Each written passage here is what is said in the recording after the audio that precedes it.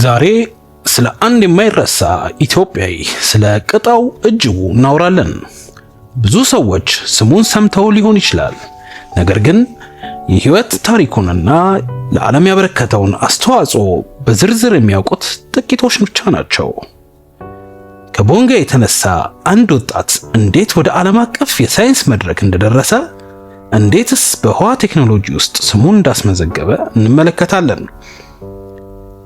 ቅጣው እጅጉ በ1948 ዓመተ ምህረት በኢትዮጵያ ከፋ ክልል ውስጥ በምትገኘው ቦንጋ ከተማ ተወለዱ። በዚያን ጊዜ ኢትዮጵያ ከዛሬው ጋር ሲነጻጸር በብዙ ቴክኖሎጂ እድገቶች የተገደበች ሀገር ነበረች። ነገር ግን ይህ ወጣት ልጅ ትልቅ ህልም ነበረው። ማሽኖች፣ መኪኖችና የሚንቀሳቀሱ መሳሪያዎች ይማርኩት ነበር። በትምህርቱም በጣም ጎበዝ ነበር። ብዙ ሰዎች በዚያን ዘመን በትንሽ ከተማ ተወልደው ወደ ዓለም ደረጃ መድረስ የማይቻል ነገር እንደሆነ ያስቡ ነበር። ነገር ግን ቅጣው እጅጉ ይህን እምነት ለመቀየር ተዘጋጅቶ ነበር። ከሁለተኛ ደረጃ ትምህርቱ በኋላ በሜካኒካል ምህንድስና ትምህርት ተከታተለ። በትምህርቱ ውስጥ ከፍተኛ ውጤት በማምጣቱ ብዙ እድሎች ተከፈቱለት። በኋላ ወደ ጃፓን በስኮላርሺፕ በመሄድ የላቀ ትምህርት አገኘ። በዚያ የኢንዱስትሪ ቴክኖሎጂን፣ የአውቶሞቢል ስርዓቶችንና ዘመናዊ ምህንድስናን በጥልቀት አጠና። ከጃፓን በኋላ ወደ አሜሪካ በመሄድ ትምህርቱን ቀጠለ። ይህ ደግሞ የህይወቱን አቅጣጫ የሚቀይር ትልቅ ምዕራፍ ሆነ። አሜሪካ ከደረሰ በኋላ በብዙ የቴክኖሎጂ ድርጅቶች ውስጥ ሰርቷል። በኋላም ከዓለማችን ታላላቅ የህዋ ምርምር ተቋማት አንዱ በሆነው ናሳ ጋር የመስራት ዕድል አገኘ።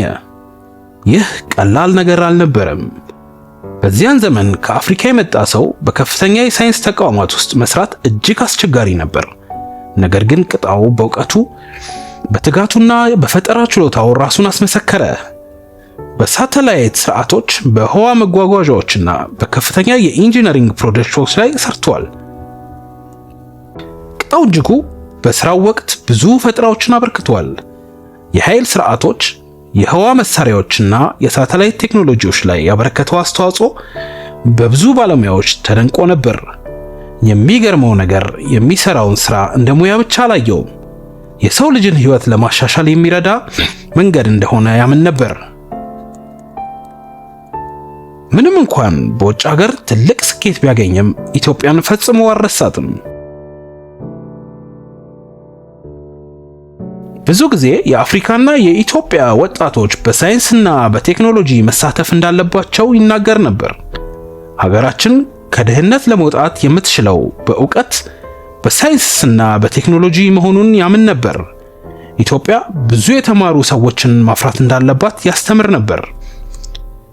ቅጣው እጅጉ በሳይንስ ብቻ አልተወሰነም። ለሀገሩ የተሻለ የወደፊት ራዕይ ነበረው። ስለዚህ በኢትዮጵያ ፖለቲካ ውስጥ ተሳትፎ አድርጓል። ዓላማው ስልጣን መያዝ ሳይሆን ሀገሪቱ በእውቀትና በቴክኖሎጂ እንድታድግ ማድረግ ነበር። በ2006 ዓመተ ምህረት ቅጣው እጅጉ በ58 ዓመቱ አረፈ። ይህ ዜና ለብዙ ኢትዮጵያውያንና ለሳይንስ ማህበረሰቡ ትልቅ ሐዘን ነበር። ነገር ግን ሰው ሊሞት ይችላል፣ ስራው ግን ይኖራል። ዛሬም ስሙ በብዙ ቦታዎች ይጠራል፣ ታሪኩም ወጣቶችን ያነሳሳል።